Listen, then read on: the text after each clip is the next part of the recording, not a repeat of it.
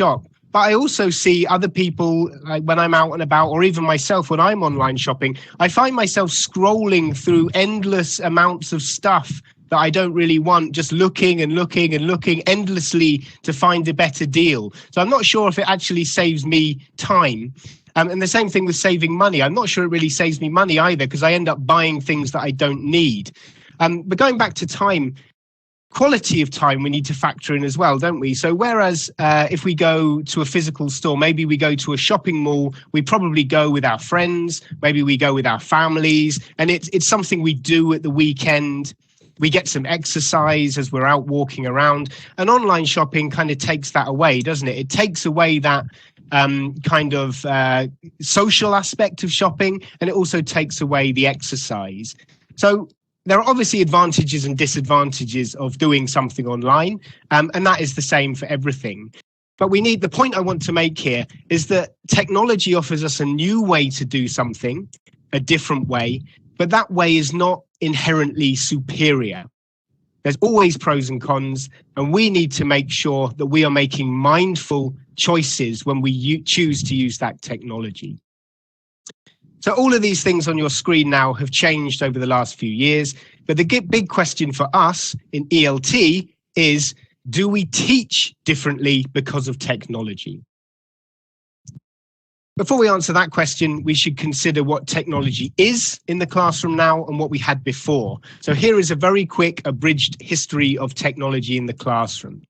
So the earliest classrooms didn't use any technology at all. Information was passed between the teacher and the student and was consolidated through discussion, like in this depiction of Plato's Academy in ancient Greece. And in the centuries that followed, there were many new types of technology, personal writing tools such as soft clay tablets or personal slates. But it wasn't until 1801 that a really significant piece of technology arrived that changed education forever and is unlikely to really ever become obsolete. So can anyone guess what this technology is? Can you shout out to Chi? What technology was introduced in 1801 that you can still find today in your classroom? 1801. Kind of technology that is still Can anyone guess? In classrooms today. Projector, is that correct, Will? It's not projector, no, that was later. Sorry, later. Later we'll come to you. Yeah. Okay, there's probably one or something similar in the room right now. This is the book. That is the book. Is that correct? Not a book, no. No, sorry. No, I'll give you a clue. I'll give you a clue. It's black, and you hang it on the wall. Can be hung on the wall. It's black. Today I use some latest technology, for example, some platform, for example, classing, quiz.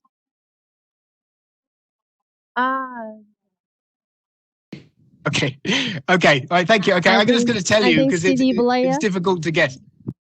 Not CD player, no. 1801, let me show you. It's a difficult question. In 1801, the technology I'm referring to is this that you can see on your screen. One on screen. What is it on screen? It's a blackboard, okay? It's a chalkboard. So this is a piece of technology that was introduced in 1801. It was very important. And what the blackboard did, or the chalkboard did, it was cheap, it was efficient, it was reusable, and its purpose was that the teacher could now display large amounts of information that the students could see, and they could consume this information passively. And the blackboard was dominant technology in the classroom until the 1980s, when its younger sibling was introduced, which was the whiteboard, okay? But before the whiteboard, in the 1950s, there was another piece of technology that started appearing in schools that had actually been invented 100 years before. And this technology allowed teachers to present large amounts of information, just like the blackboard, but it also allowed the content to be easily stored and reused. So the overhead projector, or the OHP, it used transparencies. It used sheets of plastic which the teacher could write on. in pen, and these sheets could be laid over each other. The teacher could use 2 or 3 of these together in different colors maybe. And this really created different engaging task types. And this is where the interactive classroom was born, with the use of the overhead projector. This is the technology I grew up with in school, and the OHP only really went into decline as computers and then interactive whiteboards that you might be familiar with now came into schools. So finally, the most recent significant step has been to remove the physical classroom altogether by using computers and telecommunication software such as Zoom. And this is where we are today and where most of us have been for the last couple of years. But as I said just now, although we need to embrace technology and move forwards, we can't take it for granted that new means better. So to teach better, what we need to do is improve learning objectives. And we can't do that without making some changes. So it's widely accepted that in the 21st century, we need to focus on teaching the 4 C's. But schools have a very long history of telling students what they should learn, telling students how they should learn it, and telling students how to prove they have learned something. And this ingrained model of education does not match well with the 4 C's at all. Or to put it another way, we often talk about the 4 C's, but many of us are not able to actually put them into practice in the classroom. You may have seen the most popular TED Talk ever given by Sir Ken Robinson called Do Schools Kill Creativity, where he talks about exactly this, that our traditional learning environments do not reflect the 4 C's, and in particular, creativity. Many teachers have started using technology in the classroom, but that does not guarantee better learning outcomes. Simply giving a student access to a laptop will not help them learn English. A laptop, like any other tool, can have a positive impact or a negative impact. Teachers often ask if technology impacts the student's ability to learn English. And the simple answer is no. If a student reads a print book, or if they read an e-book, they will learn the same amount. It's the learning activity that influences learning, not the technology. But a different answer, a more nuanced answer would be technology can have a positive impact on student learning if it is used in the right way. And here we can introduce our first framework for the mindful use of ELT. The 4 E's. Enable, extend, engage, and elevate. So these are the 4 goals of technology use in the classroom. This framework was developed in 2021 by Borup, Graham, Short, and Shin, and it builds on the foundation of previous research and frameworks such as David Merrill's E3 framework and Liz Kolb's Triple E framework. To answer the question on your screen, why teach differently? The answer is because our current teaching methods do not reflect and meet the goals that we know we should be aiming for. Okay, I want you to think of a recent time when you or your students used technology as part of a learning task. Think about what was the goal you had in using technology, and think about why you chose to use that particular kind of technology. In a moment, I will ask you to share your experience with a partner. But first, let me give you an example. So I often use Padlet when I'm teaching or training online. And Padlet, if you don't know it, it's a kind of shared notice board where everyone can post text or photos or videos or even voice recordings. And my goal of using this was I wanted to do a collaborative brainstorm and then have students read each other's ideas and comments and leave comments and vote for the best ideas. So why did I use it? The reason I used it, firstly, is because I was online. So that was reason A. But B, I find this a much more efficient way to do a brainstorm rather than just speaking in a group. C, I find that writing ideas like this is a less threatening, lower risk type of brainstorm, rather than in a big group. Getting people to speak in front of a big group is scary. So writing on Padlet is much lower risk. And D, the final reason, that there are much more options, more choices in terms of the review and the comments that students could leave by doing this on Padlet. So these are the reasons I used it. So this is the technology, this is the goal, and this is why I used it. So what I'd like you to do now, I'd like you to turn to the person next to you, and I'd like to share an experience that you have used technology recently in the classroom, either online or in person, and you can follow the format I used here: technology, goal, and why. If you're not a teacher, you can talk about the goals of using technology at work.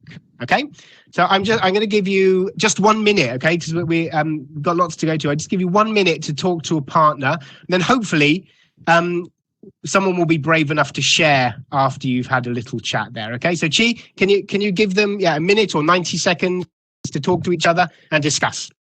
Okay, so we have 1 minute. Do you know the person sitting next to you? If not, make friends. Okay, so turn to the person sitting next to you and discuss the question on the board, following the example that Will has given. So when was the last time you used technology in the classroom? What did you use? What is the goal of the activity and why?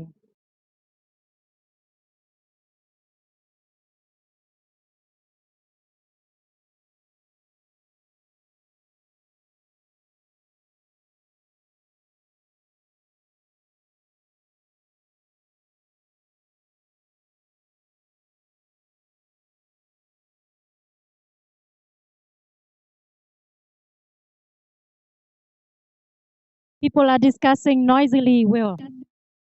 Oh, great. Okay, we'll give them a little bit more time then. Yes, lots of noise in the room. Nice. That's what I like to hear.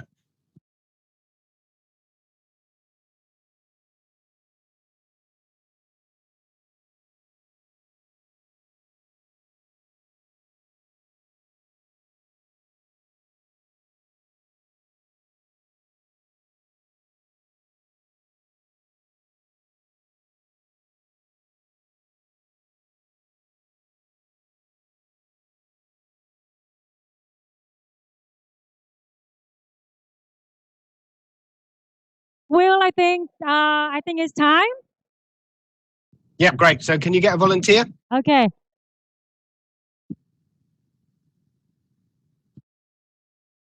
Okay, hello class. Hello teachers. Hello teachers. Hello teachers. Hello teachers. Hello teachers. Okay. Hello, everyone. Can you please stop? Stop. Thank you for the noise. Thank you for the noise. So it's time that we would like to hear some sharing from some of you. At least I have 2 volunteers who want to share. But first come, first serve, okay? So give the floor to this lady. Sorry. Good morning, everyone. I'm Thao from Quy Nhơn City, and today I'm here to share with you the question number 2. Why did you use the technology? I use the technologies, to be honest, to meet my student demands, because most of them are Gen Z students, so they are familiar with using smart devices in home, but to play games, to communicate with friends. So why not use some apps, right, to teach them? And I think I can, when I do it, I see they contact me better, and they support, and they are eager to study, right? Thank you. Can you catch that, Will? So I didn't catch all of it. I think, yeah. Can you repeat? Because her students are so good at using technology, so she has to use it. as a way to motivate them to Right. study. Thank you so much. Yeah, the Thank big you. gift. Yeah. Do you want to reflect on that, or do we move on to the next volunteer? Let's have one more volunteer. Yes, a lot of people are volunteering to respond. So maybe we'll pick one more person. Yeah, just one. We don't have time for more. So one more, Okay. yeah. I choose. Okay, sorry. I'm sorry. Thank you for giving me a chance to share with you guys here, because I also use the interactive display in my classroom. So why this I use the technology? I use it because I can share with my students in the classroom a game on my lesson. And in the interactive display, they can touch and they can do the exercise on that, and they can share their answer or their um, exercise to other group. And I want them to interact it together to give the answer to me, and also that they can learn from each other when they interact it together in the classroom. And my classroom will be have the positive, not the active, not the negative people or negative student on that. Yeah, that's my goal. Thank you very much. Can you catch that, Will? I didn't catch all of it. Can you summarize it for me? So actually, the keyword here is interaction. She uses one gift for you. Right. Interactive display. Is that right? But is there a name Yeah. for that kind of technology?